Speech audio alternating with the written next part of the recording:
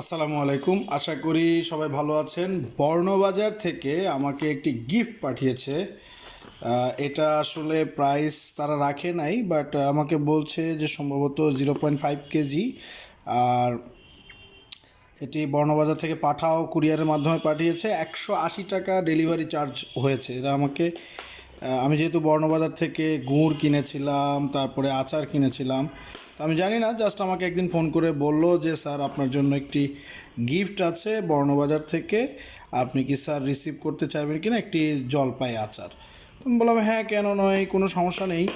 তো তারা এটা আমাকে পাঠিয়েছে। সো এখন এটা খুলে আসলে দেখার বিষয়।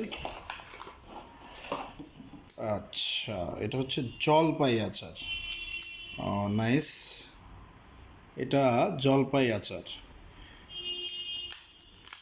আমি খেয়েছি, এর আগেও খেয়েছি আচার। আশা করি ভালো হবে। সবাই ভালো থাকবেন। আসসালামু আলাইকুম।